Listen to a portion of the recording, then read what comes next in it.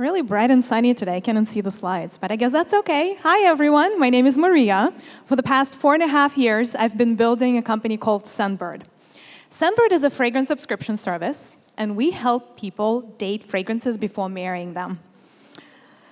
I'm really happy to be here today because Scentbird is, it's probably one of the hardest things that I had to do in my life, but it's also one of the most rewarding.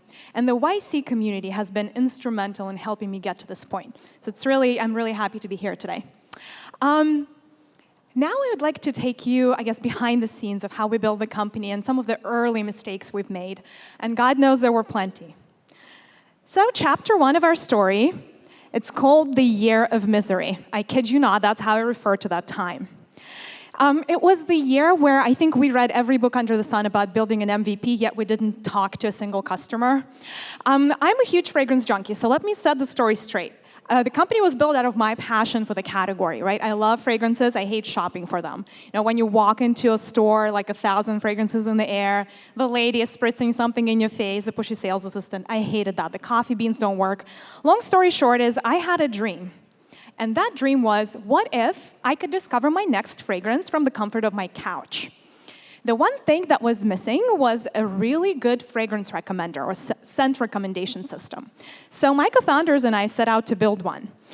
Took us so the first landing page was very quick, and I was the original person who recommended fragrances. I doubt I was really good at that. Then we brought technology on board, and I think we built like 6 different ways for you to discover fragrances online. This one feature, we call it Smart Search, but basically you can say, okay, like I want a fragrance for a workout that smells like oranges, and we basically got your back. The problem was we all decided as founders to quit our jobs, and this was the business model. Oh, wait a second, you cannot really monetize a recommender, can you? Because people are not going to pay you. I think it took us about 6 months to realize you cannot really monetize a recommendation platform. And then we had to figure out what is it that we can build that can actually charge people money for. And so the first idea was, well, why don't we build a discovery kit, scent discovery kit? So it looked like this, if you can see. Basically 6 small little samples.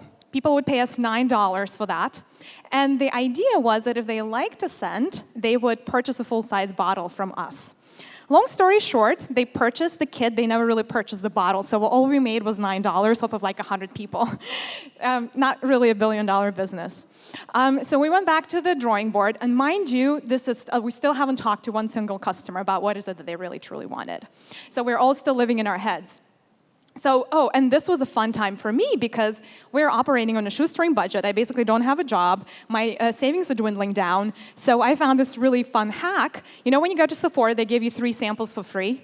When you go twice, it's 6 samples. You can sell them for $9. It's an amazing business model, or not. So I feel like I literally went to all 12 Sephoras in Manhattan a few times a day. I asked my friends to do that. Not fun. I felt like sales clerks literally recognized my face. They're like, what is she drinking? The fragrances? I don't know. Long story short, we moved on to the new business model. So we're like, okay, well, maybe the problem with our first business model is that it takes an additional step for people to buy the full-size bottle. So why don't we ship them the full-size bottles right away? So we came up with this try before you buy model for fragrances. 3 full-size bottles of fragrances and little samples attached to them. We would just ship to people for free. Obviously, we would recommend them the scents based on all our algorithm and data. And they had 5 days to try the fragrances and ship the full bottles back if they didn't want any of them.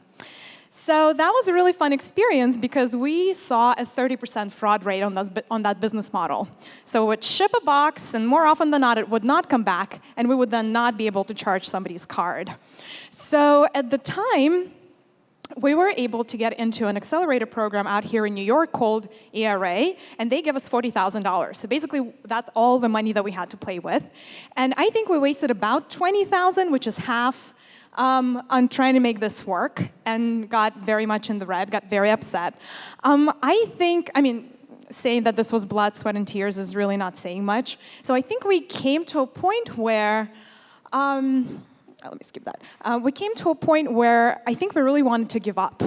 And that's where we come to chapter 2, the glimmer of hope.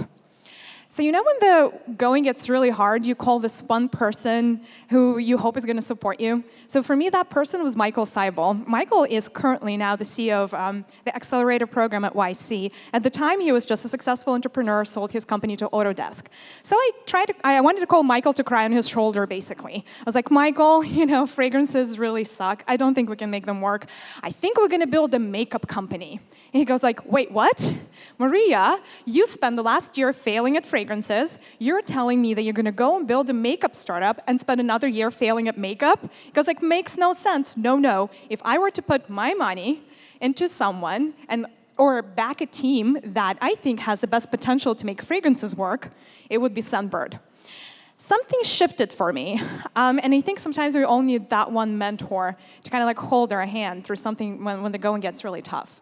Michael also shifted my thinking a little bit because he said, Mariya, what if people are not looking for a signature fragrance? What if they would like to change fragrances like they change clothing? I was like, interesting idea. I hung up the phone. 2 hours later, we had the winning business model. And it was a fragrance rental, basically. So we said, okay, full bottles are not really working for us. We keep just losing money every time we try to sell full fragrance bottles of perfume. So we decided that we are going to rent, quote unquote, or ship people a 30-day supply of a designer fragrance of their choice for under $15. So basically, instead of committing to one full bottle, you can kind of get it in increments and build your collection. And we decided to make it a subscription. So we basically turned off all the fancy features on our site. It was a one-pager, really ugly looking with this ugly picture. That's why I have it up on the slide. And basically, it worked like magic. People paid us money first. We shipped them product later. Amazing. Well, you can't really see the picture, but we got 105 orders in a span of a week. And for us, that was like, I've never felt this successful in my life. We're finally making it. Oh, my God. Now, we had our 9 to 5 as like startup founders. If you can tell from the picture, that's me on the left, 2 of my co-founders. After hours, we would spritz perfumes, like literally trying to get them from a big bottle into our little guy until 2 a.m. every day. That's how we fulfill our first orders. These are the little guys all packed up and ready to go, all 105 of them. I counted. I took them to the post office myself. And then we get to the real fun part. The darkest hour, and that's chapter 3, the darkest hour is just before dawn.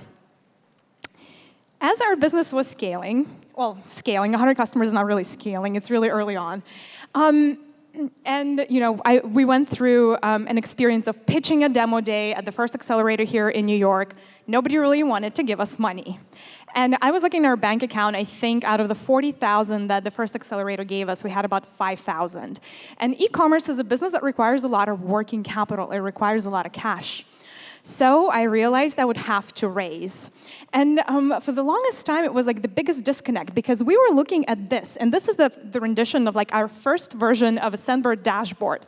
You can hardly tell, but there are like literally 3 KPIs on here. And the most important one is how many orders a day we're getting. So we're getting 10 orders a day. For me, it's huge. It's like I'm making it.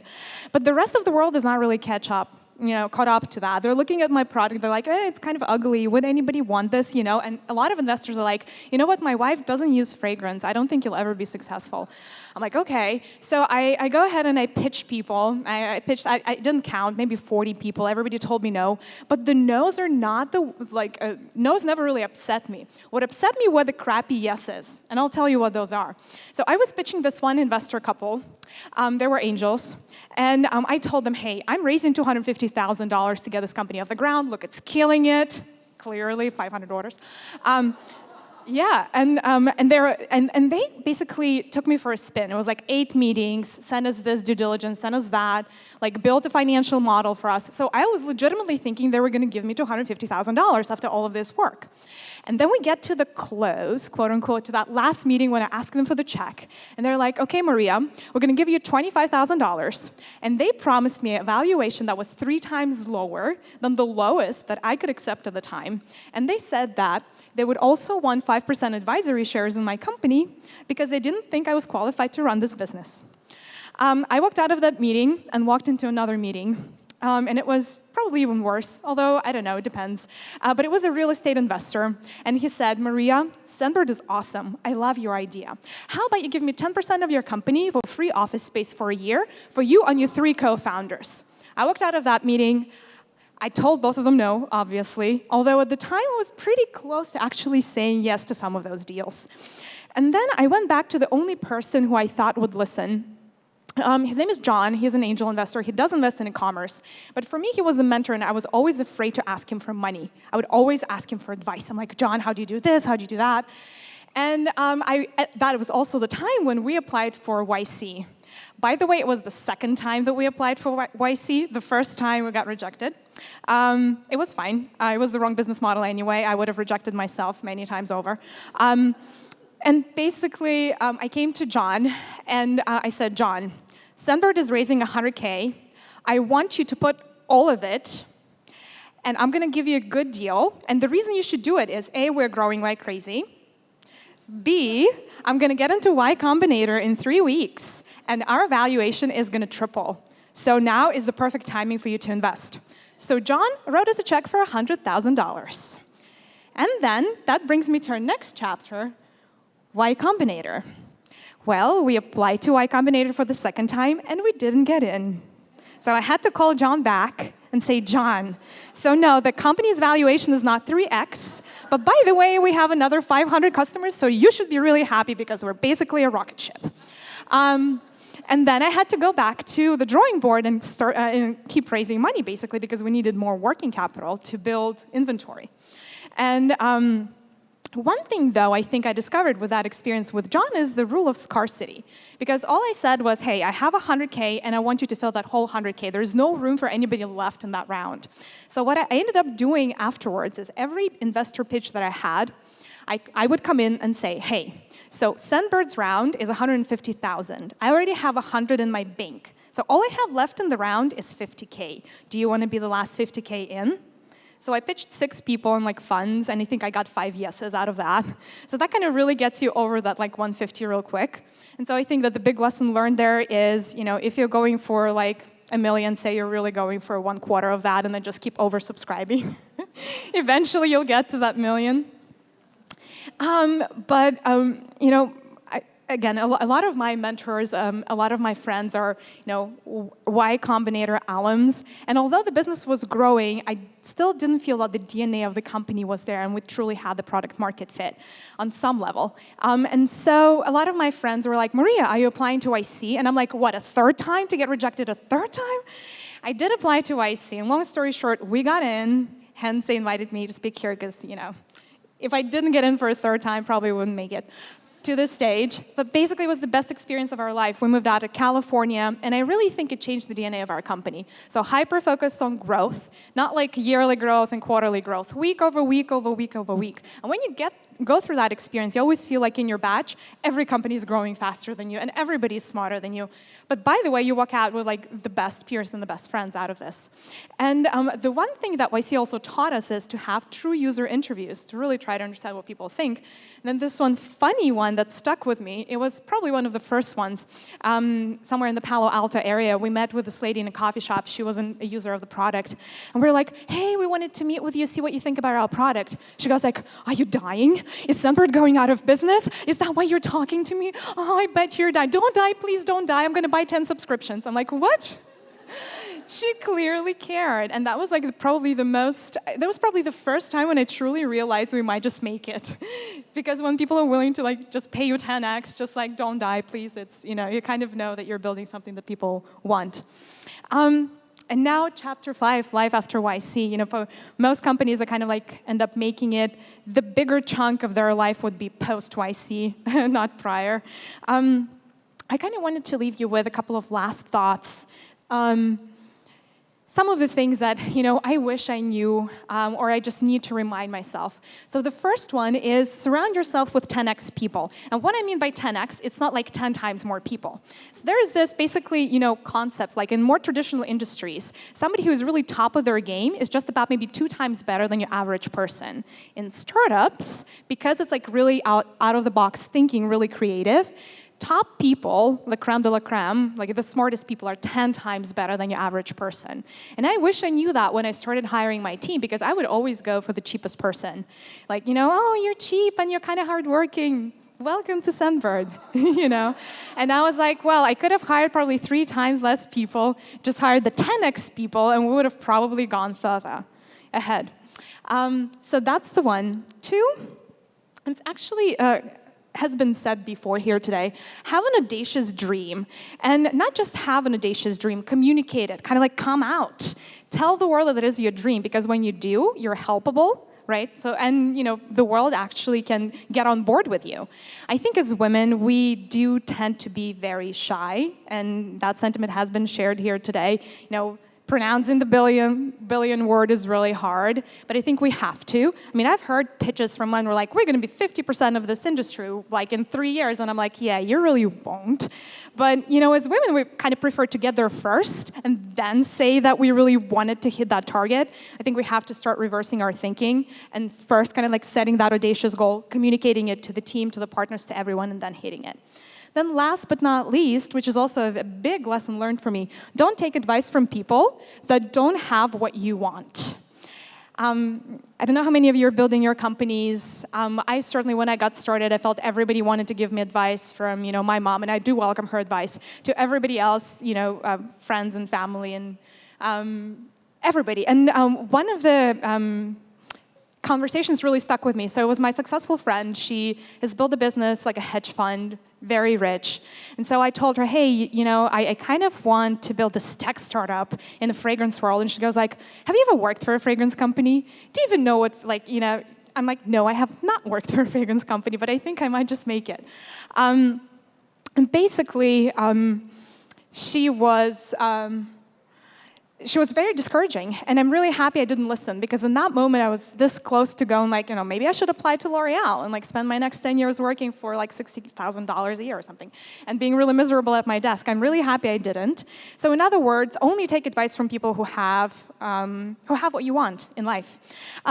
Just to like wrap this up. Scentbird has come a really long way. We're now a team of about 100 people. We're shipping fragrances to about 250,000 people in the United States. We are eventually going to expand international. We've raised about 25 million people, but $25 million, not people. Luckily. Yeah, and I think that a lot of what we accomplished is definitely thanks to YC. So if you guys are running companies and you haven't applied yet, I strongly encourage you to do so. It'll change your life. Thank you so much for your attention.